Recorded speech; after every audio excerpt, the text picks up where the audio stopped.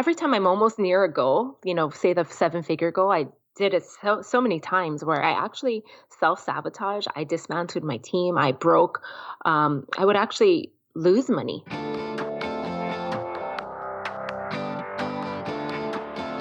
Hey, my name is Felix Tia, and I'm the host of Shopify Masters, a weekly podcast powered by Shopify, the easiest way to sell online, in person, and anywhere in between. Each week, we invite entrepreneurs like you to share what they've learned growing successful e-commerce businesses. In this episode, you'll learn how she was able to finally break through the seven-figure mark, why it's important not to be too attached to the highs or the lows of entrepreneurship, and how to generate sales from Facebook Lives inside Facebook groups. Today I'm joined by Roxelle Cho from Fuse Hawaii. Fuse Hawaii designs timeless functional swimwear for all body types at all stages of life and is a seven-figure business. It was started in 2016 and, of course, based out of Hawaii. Welcome, Roxelle. Hi, Felix. Nice to meet you. Likewise. So you started this business because of some of your own kind of personal struggles. So tell us more about that. What was the inspiration behind the business? Well, I became a mom. I'm now a mom of four girls. And so my first child, I basically, my body went through changes. I was surfing at the time. I have a active beach lifestyle here in Hawaii. And basically I needed a suit that I felt comfortable in, that I could continue my lifestyle in, but feel beautiful and confident in my skin. Makes sense. Okay, so did you have experience before this in designing clothing or swimwear, even more specifically? No, I graduated from a charter school here in Kona, like literally on the beach. And I think we specialize in marine biology. It was a high school, and that was as far as my education went. So as far as design background, no, I started by purchasing a sewing machine from a garage sale. It was $30, I remember, and it was broken. Now I realize that, knowing how to sew now. Mm-hmm. And so basically started my company on a broken sewing machine. Yeah. Wow, no excuses. So you mentioned that you first started off by actually making swimwear. It sounded like almost like custom swimwear for others at first, or like what was that first like? What were your first products or your first customers when you were actually trying to make money off of the swimwear? So my first product was it's still our best-selling bikini bottom today. It's called the Kona bottom, just named after my hometown. Super simple. I basically took 5 different bottoms that I loved, and I took them apart and came home and I cut fabric, sewed fabric together, and I would literally put them on my body to size it, take it to the beach and test it out. And that was our basically, I don't know, product. Mm-hmm. Yeah, that's how we came up with the first product. And when I started getting interest from, I guess, customers at the time. It was my friends that, were at the beach with me. They wanted those bikini bottoms as well. And so that's where it started. Got it. Okay. So you got the attention of kind of friends and families. They were your first customers. What about like that first like sale to a stranger? Like where did that come from? How did you get that first sale from someone that, didn't like you or love you, didn't know who you were necessarily? How did you get that sale? I hit the streets, literally. I remember packing a backpack full of bikinis, anything. I was sewing handbags at the time too, so bikinis, and I put it in a backpack. And we have these canoe races here in Hawaii annually, and they're international races. So people from all over the world come to race their canoes at this regatta. So I'm like, these are ocean people. It's my avatar customer in a way. And I went down there and basically sewed things out of my backpack. And so that's when I realized, okay, people who are ocean goers, who are active in the water, the person I was as well, they love this suit. And so from there, I started doing local craft fairs and markets, of course, surrounded by ocean water type people. And we were selling out. But of course, at the time, I was sewing each and every piece by hand. And so selling out meant 20 units, 40 units, 60 units. So it was whatever I was hand making at the time. Got it. So did you ever have any intentions of, quote unquote, getting like a real job, a day job, or you were like had faith in this from the beginning, or how much of a promise was there for maybe not even a seven-figure business, but just something that would sustain your life, your lifestyle when you first started out? I have never had a job that's like really a payroll type job. Hmm. So there was no other options. There was never another option. I've only started things, seen failed attempts quite a few times in businesses. And so I just, when I look back at that time and where I am now, it's dumbfounding. It blows my mind. But at the same time, it was just this path that I needed to be on to be here now. And so it was all Hmm. part of this greater plan for me. Sure. So, it was those, I think of those marketplaces or those craft fairs where some days it'd be raining or winding, and I'd be under a tent that was like blowing around. And like some days I'd feel like a complete loser. I mean, like I didn't make a sale, or some days you would make a ton of sales and you'd feel amazing. And that's when I realized, you don't ride the highs or the lows. If you can just stay steady and consistent and just stay on this constant path, you're going to get somewhere. But it's when you ride those highs and those lows that you kind of like are on this roller coaster ride that feels unstable. Well, that's definitely an interesting perspective, because I definitely always hear people talk about not to be too stuck on the lows, but you're also talking about not to be too stuck in almost like desire or lust after the highs as well, and that allows you to be stable. And it sounds like your goal and your advice is just to stay stable, so you can stay in the game longer, stay more consistent. So how do you make sure that you aren't being too either super excited about the highs or super bummed out about the lows? So I would always say back, a few years ago when I was really brand new to this journey, that as long as I could fund my fun, I would continue doing this. And so looking back, it was that simple. As long as I was having fun, that's when things would be successful. That's when I'd be in flow. That's when I'd be creative. That's when I was like happy from the inside. And that's what everything you make is out of that core. So, along the road, we as entrepreneurs, we believe, we read things, we believe things, and we start becoming people we think we should be in this process. And that's when I found I was unhappy. It wasn't fun. And so for me, fun, you'll hear that a lot from my mouth. It's like who I am, who I know, what I know I need is fun. In order to be creative, I need to be having fun. And so it's that simple. It's like always Hmm. play. Yeah, that's a great point. I think the challenge people have with taking this advice is to recognize what is truly going to bring them fun versus what is going to wear them out. So when you made that realization that you were going to optimize essentially for fun and for play, what were some things that you cut out, and what are some things that you actively pursued to make sure that you would have this kind of experience or almost like lifestyle that would allow you to have fun in business? Initially, it was the people I surrounded myself with, whether it be friends, business associates, people that, at that time I'm growing like my mindset at the same time. So I needed to be surrounded by people who could create a positive atmosphere in me as well. And so at times, like they say, entrepreneurship is a lonely journey. It really is. And so when you're cutting out like friendships or acquaintances and relationships, you're feeling like, oh my gosh, I'm going to be more lonely. But I would kind of substitute a lot of that with books and podcasts and reads, and I fill my mind with positive content and just keep this drive really high. And what happens is as you clear that space, um, new friendships come in. You make room for these new positive relationships to come into your life. Other things that probably having to clear out. It's basically just for me. It was my mindset, my thought process.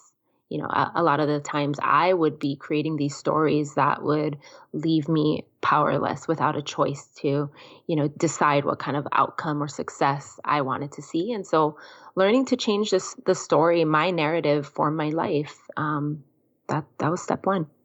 And this approach of clearing things out, and it's painful, right? It's painful, and it's like a long term or like a long term, I guess, plan. And when you are trying to cut things out, you might not see results for a long time or right away. So how did you know that you were making the right decisions when you were, cutting certain friendships that were maybe not conducive to your goals and your plans, or change the way that you're thinking about things? Like that kind of stuff takes a long time. So how did you know to stick with it rather than revert back to what you're more kind of comfortable with? Well, I've never been a data-driven person. I've never been one. My narrative has also always been, which I'm trying to shift, is, I've never been data or numbers driven. So I could never look at the analytics, right? I couldn't look at sales. I couldn't understand a lot of my balance sheet, my profit and loss, and all of these things. I'm learning in this process. So what I had to gauge myself by, results by, would be how I felt. Like, was I happy? Did that make me feel successful? Did it make me feel accomplished and fulfilled? And at the end of each day, asking myself that and actually feeling how I felt. And some days, if I made bad, decisions or choices in my business, feeling that as well, like, feeling pain sometimes, is a good reminder of not to do that again. Got it. So nowadays, like, what do you stress about? I can't believe I can't for some reason I can't believe that there's any founder out there that is so zen that they're not stressing about something. But it sounds like you are pretty close to it. So these days, what do you stress about? Um, my biggest stress factor will always, but like my number one, like I say, money mindset. It's always for me money. I'm growing out of it a little. So it's constantly getting better. But as a female entrepreneur, as a minority woman in business as well, we have a lot of. I was raised with a lot of money blocks, and so Hmm. that's been my biggest challenge in growing a seven-figure business, is just overcoming that. And those are all just narratives. They're just stories. They only have control over me if I give it that power. And so some days I fall back into that narrative and I give it that power. And so it's just realizing when I'm doing that. And then again, we can choose otherwise. And when you say blocks, you mean like these mental blocks, or you're telling yourself a story about how, for example, like a seven-figure business is not something that you build; it's something that someone else builds. Is that like the idea of like what you mean by these blocks, or something else? Well, I grew up, a little bit of background is I grew up in Section 8 housing, on welfare. I know the world of addiction and abuse and all of the things, right, that life is made up of. And then coming out of that, as a child, I learned that those things were your story. That's what you were supposed to be. And, that's your narrative. And you continue down that path. And then I realized, as I'm growing this business, that I can change that. Because what happens initially, if we continue living those stories, is as I hit $1 million in revenue, um, I actually started self sabotaging my business. And so every time I'm almost near a goal, say the seven-figure goal, I did it so many times where I actually self sabotage. I dismantled my team. I broke. I would actually lose money. I didn't know it was intentional in a way to get me back into this comfort zone. Like, I knew the feeling of struggle and I could be there forever because it was comfortable. So struggling would always be my story as a business owner Mm-hmm. if I continued telling that story. And the moment I decided to get into discomfort a little bit, taste what success felt like a little bit, and become the person you actually need to be to run a seven-figure and eight-figure business, that's scary. And it's, yeah, just learning how to become this person who attracts that. Wow, that's super insightful. Where you're talking about you have to not only be comfortable in the struggle, which I think a lot of entrepreneurs, if they stay in the game long enough, become comfortable in the struggle. But you're talking about being comfortable in the success, and almost like stepping into the shoes of someone that is successful, and being comfortable there, and not always gravitate towards making things hard for yourself. So when you recognize this, that you get to be more comfortable in success, what actions do you have to take to I guess live that way? Stop sabotaging your happiness. And so it's not as noticeable either. It's so comfortable to complain about all the things we don't have. It's so comfortable to to just be in that negative state of mind and say all things are hard. Like it's easy to do that, but it's actually really difficult to own your accomplishments, to own your success. And that's that's my number one goal in staying in business. Like it's not business isn't always fun, but what's fun for me is to see the you know my community being able to see me as a female entrepreneur rising and standing in these really big shoes, it feels like on some days, and believing in myself and standing here a little longer, because as you do start believing in yourself, you get judged along the way, and you feel judged, and that judgment sometimes makes you want to play small and keep quiet. That way, you don't get as much attention on you, and a lot of attention also means negative attention. And so yeah, just feeling the feelings, a lot of times feeling joy and happiness. I wasn't taught that when I was a kid. Like that was not my normal. So, for me, feeling the good feelings is actually something I'm getting used to. So what is that? I guess how do you practice that in your daily life? Is it just like people do things like gratitude journals? Like what is it that you did to be able to like you said own your success more? Is it just like celebrating them more? Like, what is it that you do on a daily basis or regular basis to instill this kind of new habit? So it's definitely a personal journey. So initially, I would start with a lot of journaling.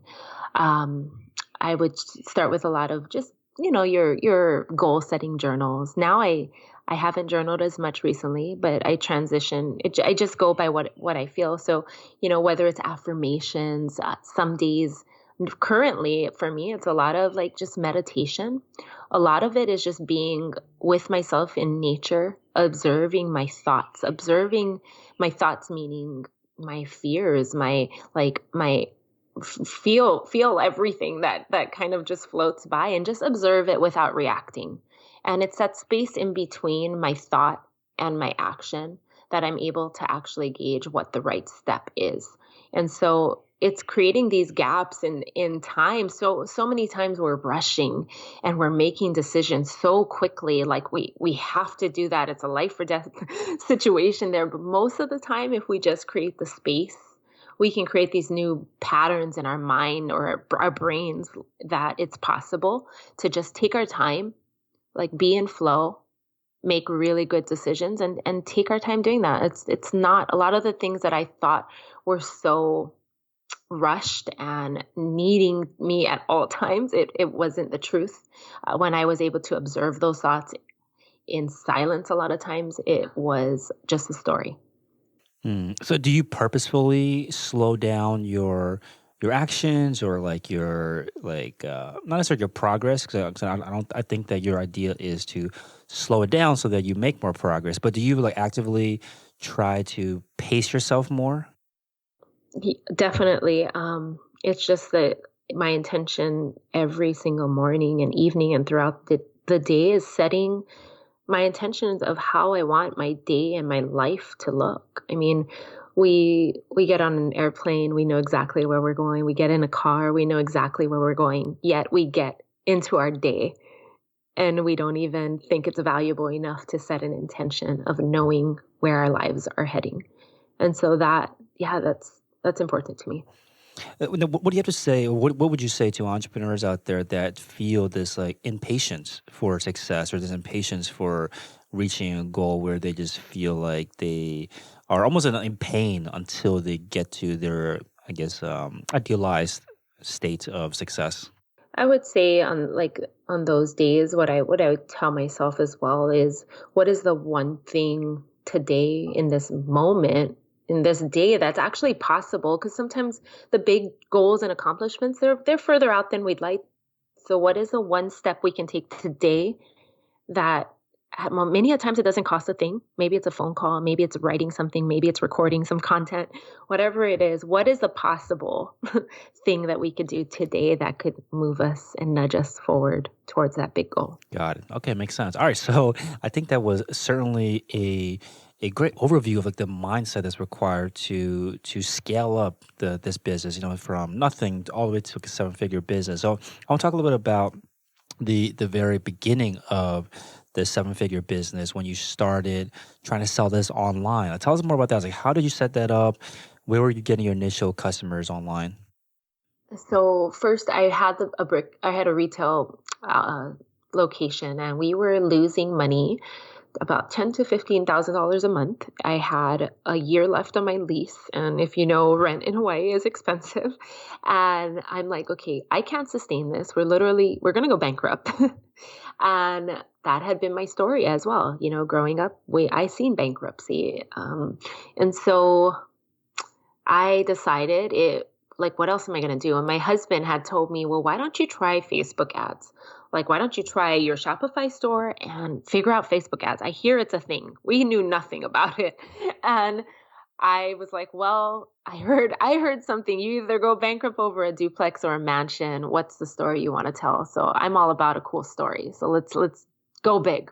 And I had a credit card left with about 20 grand open on it. And I went onto Facebook and I threw spaghetti at the wall and seeing what would stick. And I figured it out enough. I mean, it was like building out an image in Canva with like a flat lay bikini on a white backdrop with like an offer. I had no idea what I was doing. I was writing copy myself. I was building this ads in the Business Manager by myself. Yeah, like it was crazy when I look back. Like it's a little crazy, but I learned enough to pay down my credit card daily, and so it was like working enough for me to learn. And I view that it was like I was paying for my education at the time. So it kept me going. Again, I was funding this process. Was it super profitable off the start? No. And that's where I think a lot of people, when they get into Facebook ads, they lose a ton of money and then they quit. But I just kept learning. I just kept implementing the new lessons I was learning and just getting better. And 6 months later, I was pretty darn good at Facebook ads. Yeah. So you mentioned earlier about how you were losing what 15 to 20,000 a month and on a trajectory towards bankruptcy. How in a situation like that, I think most people out there probably are not in such dire straits, but because you've been to this extreme, how do you remain calm in this space and not kind of just freak out and just implode the entire thing and try to find something quote unquote more like a safer way to earn a living? That's like, I think that was my strength from when you're used to like coming from nothing, from the bottom up and rising, right? It's like you don't have as much fears of losing a lot. And so, yeah, I just didn't attach to the results that would like to define my success. Right? It wasn't a monetary gain a lot of time that I would gauge my success by. It was who I was in this process. And so, yeah, losing money, I just never correlated that to my success. And so I guess coming from nothing and having nothing as a child, like a kid growing up, was my strength in a way. I don't have the fear of like losing everything and having to live in a tent at the end of the day. Like I did that before, so it's not Yeah. really scary. Yeah, I think people, well, I think you have a very important perspective that I think other entrepreneurs can benefit from, which is that when you are able to take these kind of risks because you are not afraid of losing everything or wasting your time, you are able to stay in the game longer and maybe even trust in yourself more to see yourself, to give yourself the chance to figure it out. So for anyone out there that is afraid of losing everything because they've never been there before, they've never been to the bottom, the place you came from, what do you have to tell them about that, the bottom or losing everything, to give them some kind of comfort so that they are not so fearful to take risks or trust themselves more to take on big decisions? I think that even as I'm here now and I'm not at this like bottom bracket or, wherever that is, I have to constantly remind myself, because if I don't remind myself of this, I'll start believing all the hype around me, right? The society we live in and all the things it teaches us about what's important. But if I could tell them one thing, I would say that there is beauty at the bottom. There's a beauty there that you'll never be able to grasp if you haven't been there before. And that's why like the most successful people, every single person you know that inspires you has a story to tell that inspires you because they've been to that dark place. And right, it's in that darkness that you're able to find your light. Hmm. Agreed. Now you mentioned that you just kind of took this risk and tried to figure out Facebook ads, knew nothing about it, had a $20,000 limit credit card, and just tried your luck. For anyone else out there that also wants to learn Facebook ads, like what do you recommend these days, or what do you recommend that maybe you did for anyone that wants to just have some money just to spend to learn how to use Facebook ads? For me, if I could go back in time, I would strongly suggest building a community. Like, if you don't have a business yet and you're looking to start one, like I had to go into Facebook ads right off the bat because I had bills to pay, right? And so, if you don't have that and you're just looking to be an entrepreneur one day and start your own business, build a community, build an audience, have fun. Like, post pictures and content that you love because that joy is just going to build a bigger community that's just loyal to you and your mission. And like when you're ready to start a business, that's all in place. Like you're not just having to rely on advertising or a platform. Like your community, if you value them, they'll value you, and the value always is in reciprocity. Hey, real quick, if you're enjoying the show, please leave us a review on iTunes to let us know what you think or what you'd like to hear more of. Now, let's get back to the interview. So speaking of building a community, you mentioned to us that you have experience and you have built a Facebook group as well. What made you make that decision to start also building a Facebook group, even though you were already, doing well with kind of paid traffic? What made you decide to build a Facebook group?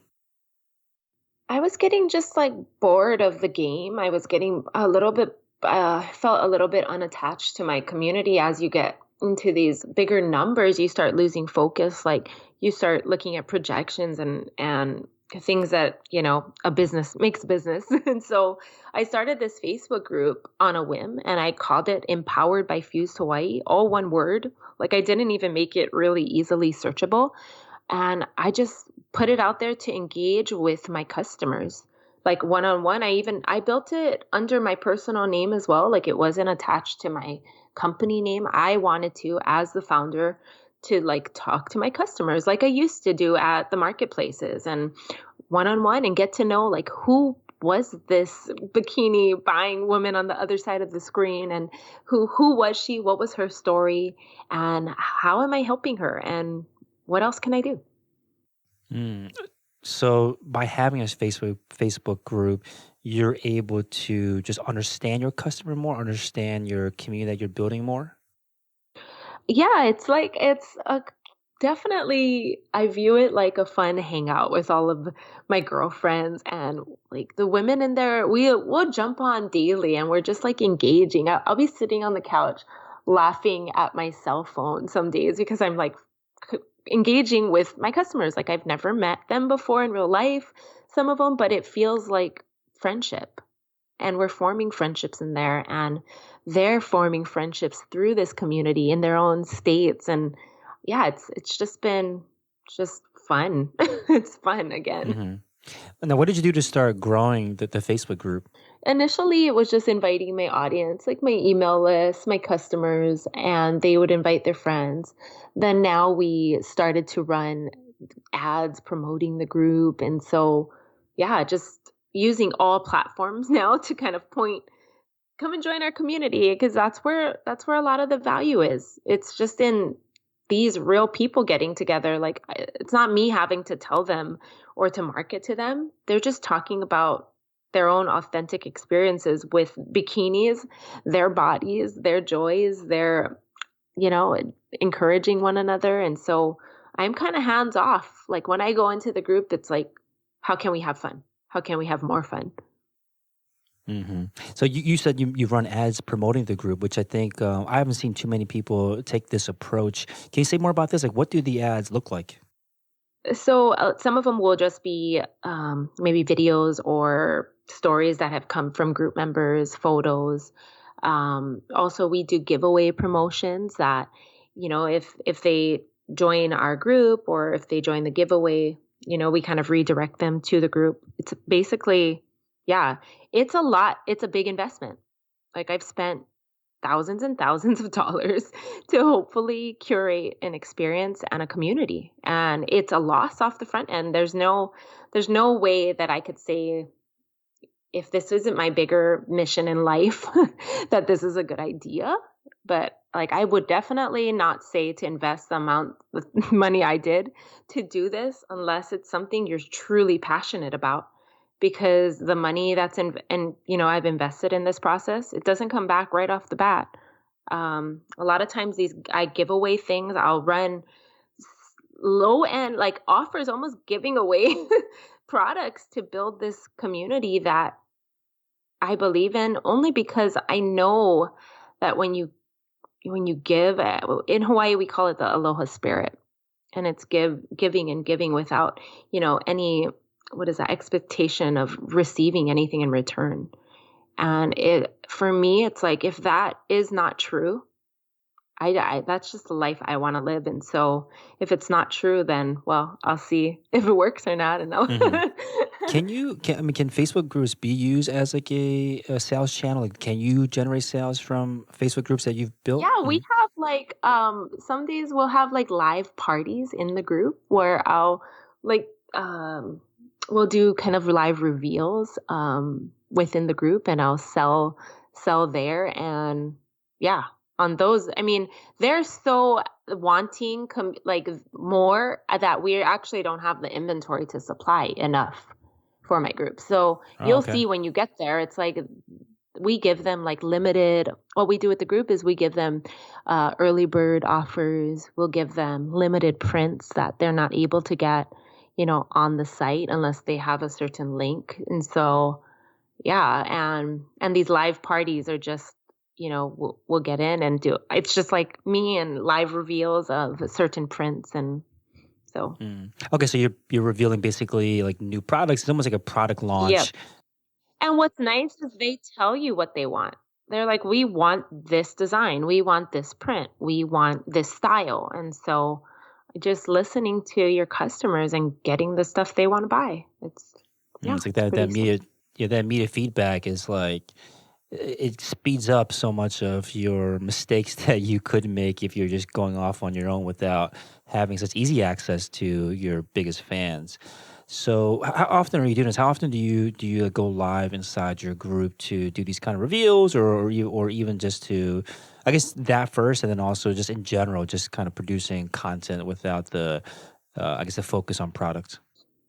I just do it whenever I feel like it. Honestly, I have a marketing team now, and they actually were like, "Oh, you should do it at when you reach 20,000 or when you," and I didn't because I didn't feel like having a party that day. It's like Hmm. I have to be like energized, and I have to be authentic, and I want to be there when I want to be there. And so I pop in, I think I popped in at 25,000 because that's when I felt excited about it. And so, yeah, it's, there are ways to do it probably better. But for me, in order for me to continue operating in this joy and this atmosphere of fun and creating that, I just have to go by my like internal dialogue. And so there's no, it's like, how do I feel? Do I feel like having a party today? Cool, let's do that. Mm. Now, how big is the group these days? I think we're just going to be at 40,000 Hmm. members. And so we started last year. Oh wow. Okay, Yeah, we so started it growth can be last quick. April, I want to say, where we really kind of got engaged with that. And when you were growing this group, were you the only one in there kind of creating content at first? Did you have, moderators, like people helping out from the team, helping get the conversation going? Like, what is the teamwork that's involved in running a group early on, and then definitely now what 40,000? So currently, well, initially it was just me, and I would just go live and have like just these casual conversations, kind of like we're having here. And of course, when we grew to about 8 or 10,000, I have a moderator in place. We also have a team of support agents on the back end to kind of just curate customer concerns or questions. As we grow, it's become really a whole business in itself to just run the group. And so it's this learning process now of how do you create this really fun, authentic atmosphere, but at the same time, as people are coming in, on Facebook there's trolls, there's bots, there's like a lot of profiles that we need to go through to provide a safe space for these women to come and share their stories and be vulnerable. So it's where we're super strict in the group. We have rules. Basically like negativity isn't allowed. Anything that I wouldn't allow in my regular everyday life, comments towards myself, get deleted. And so if it's not adding to a positive atmosphere, we remove members, we block them, we delete them. It's a very trying to create a very safe space, and with that, comes feedback towards that as well. And so it's a different experience right now, like working with a community. It's not just a business, it's real people and it's real emotions. And I believe the most human brands win. Yeah, I think the curation of the group and the kind of attitudes is essentially that you're looking for will certainly attract that same type of attitude, right? The more you can curate, the more you can attract that type of person into your group. So when you talk about negativity, I definitely get the idea of like getting rid of trolls, deleting comments from trolls, or deleting comments that are, saying mean things to you. But when you say negativity, does that also include like people like venting or frustrated? Like, is that what you would consider negativity as well?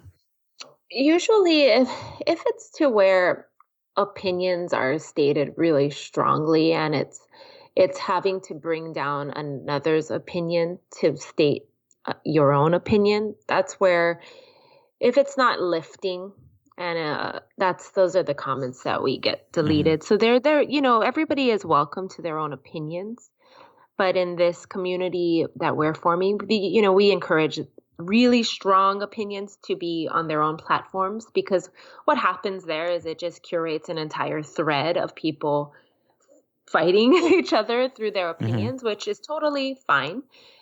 But this place is like a place of non-judgment where opinions can Hmm. lie without having it brought down by someone else. And so, to place your opinion is fine, but to place it and bring down someone else's would not be okay.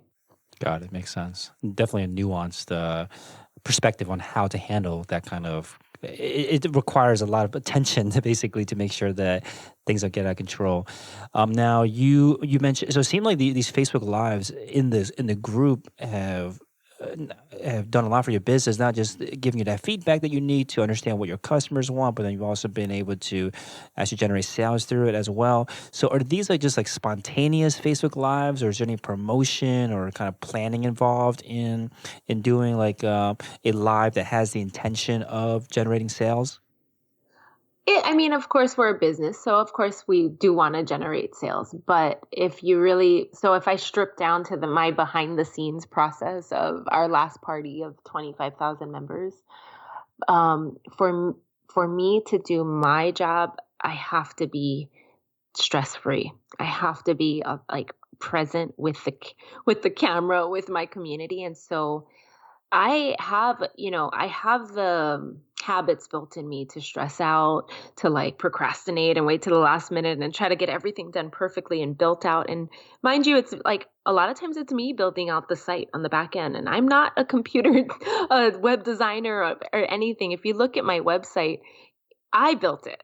It's not great. Like, and so to set up this party the night before, I caught myself going into this loop of perfection thoughts and trying to create this perfect experience.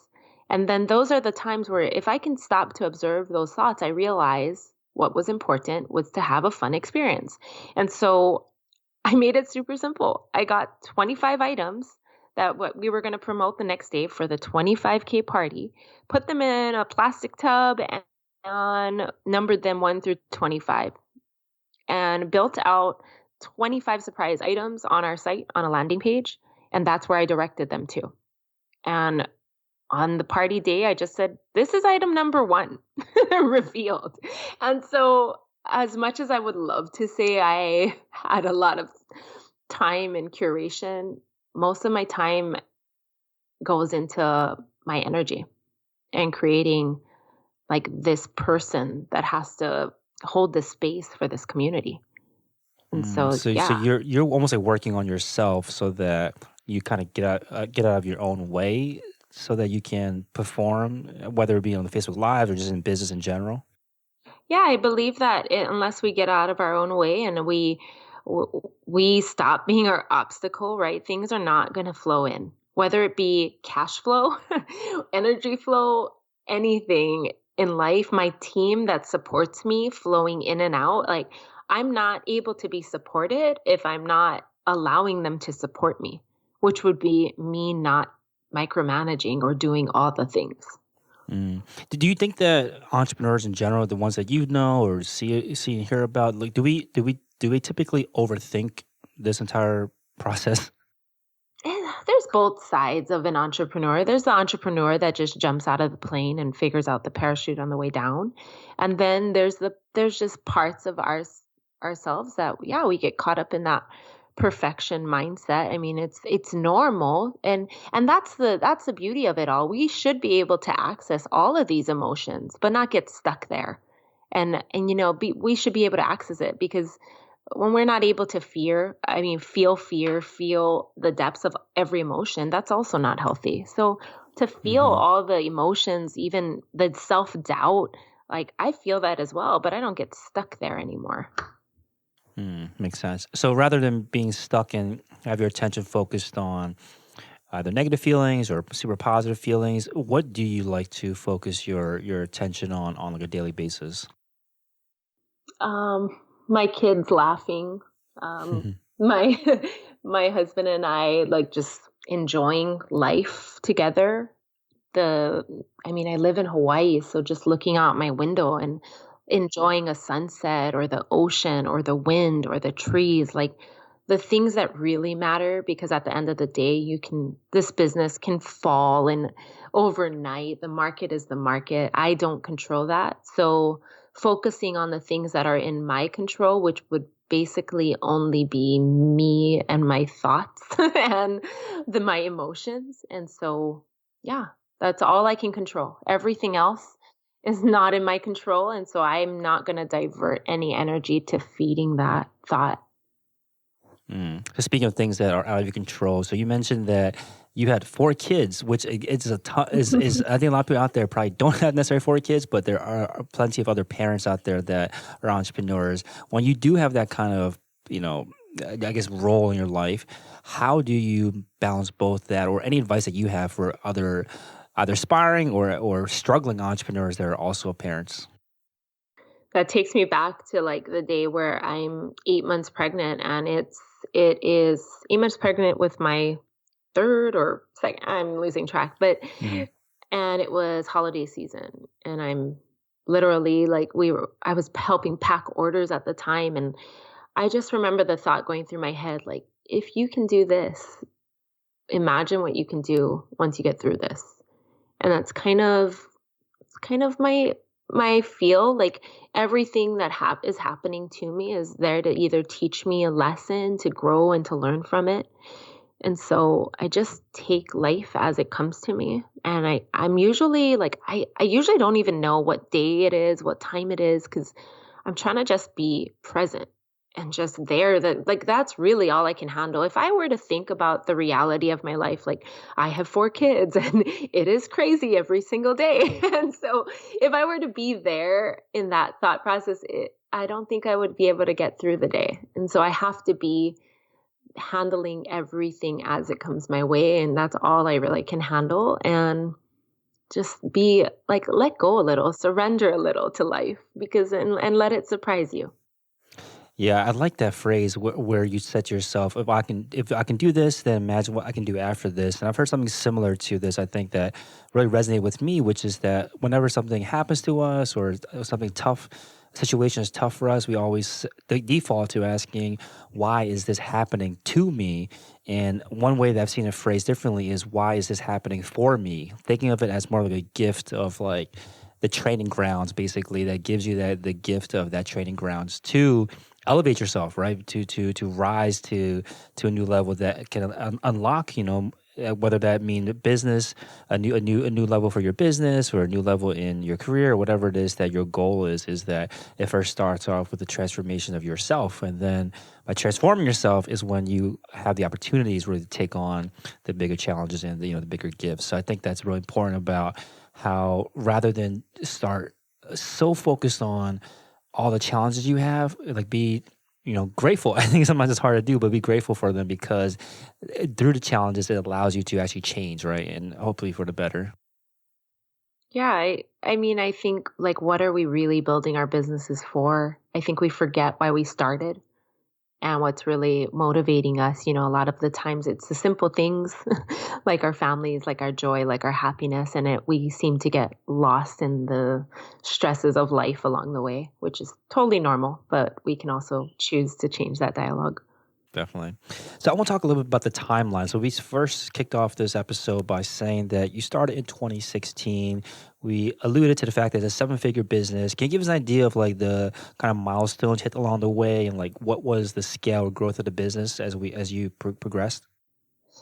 So in 2016, towards the last 2 months, I started jumping onto Facebook ads. So November, December, and I think we did only like 180,000 that year.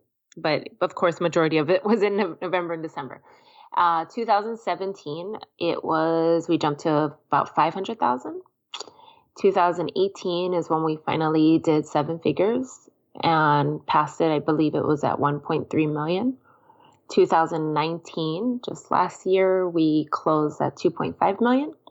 And my projection for 2020, this year I actually wanted to just sustain the numbers we had, because scaling is hard, like capital wise. And that's another thing to talk about for entrepreneurs is like, yes, we can project right now that we can double again to 5 million. But of course, it's if we have all our ducks in a row and you purchase properly and don't dump too much money into advertising.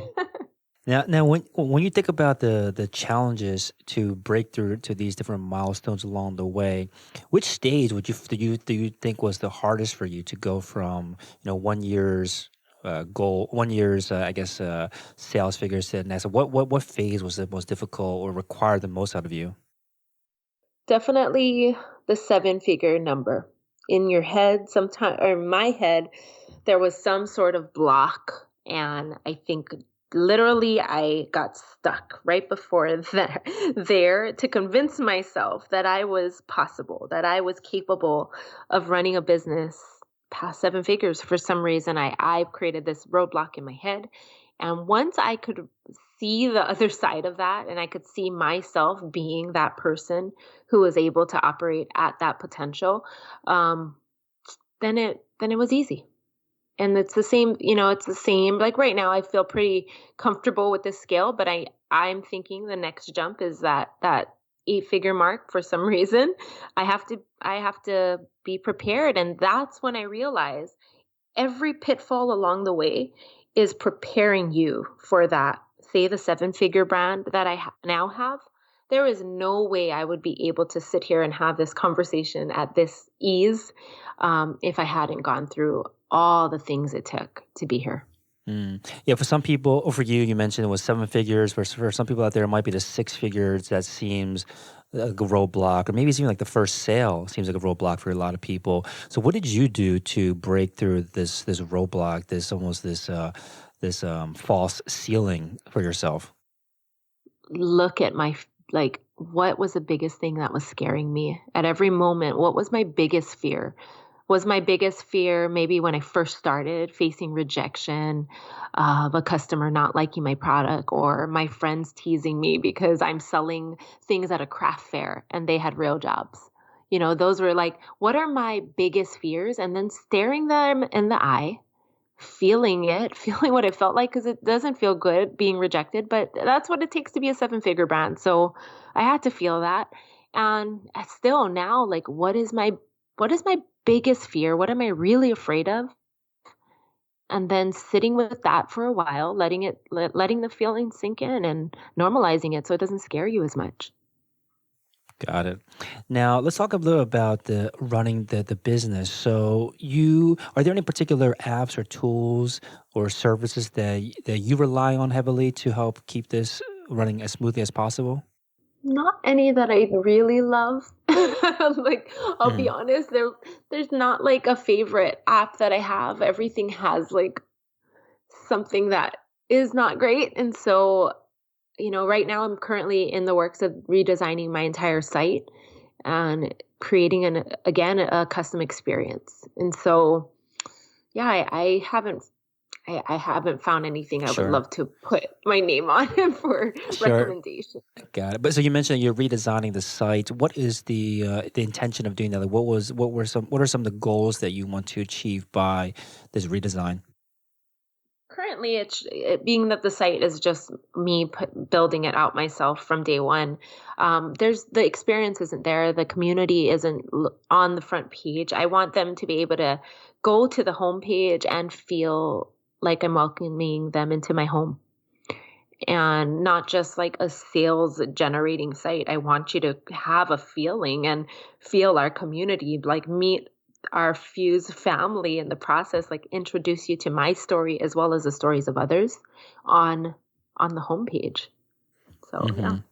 So, but you're just like, is it more imagery and like, what is how do you make Definitely, sure you communicate more that? imagery, more Hawaii aspects. Like, I'm from the Big Island of Hawaii. I want our volcano on the front page along with our beach. Like, we're not just a bikini brand that, when people see beach, it could be anywhere. It could be Florida, California. When they see a volcano and a beach, like, it's definitely only the Big Island. That's So true. that's what I'm strong on, my stance that I want there. And other things is just, again, going back to the community parts of it, sharing stories, sharing transformations of other women. We also have like a trade gallery that I want to feature on the homepage, where if you buy a suit, we actually trade, and they buy and sell and trade within our community. So they don't only buy from me anymore, they're buying from each other, which is not recommended as a business. Like, it's like, why am I, a lot of the things is questionable that we do, but I know that that engagement builds community. And I know for the bigger picture that I'm after, that's valuable. Awesome. So fusehawaii.com is the website. And I'll leave you this last question. What do you feel like needs to happen this year for you to consider the year a success?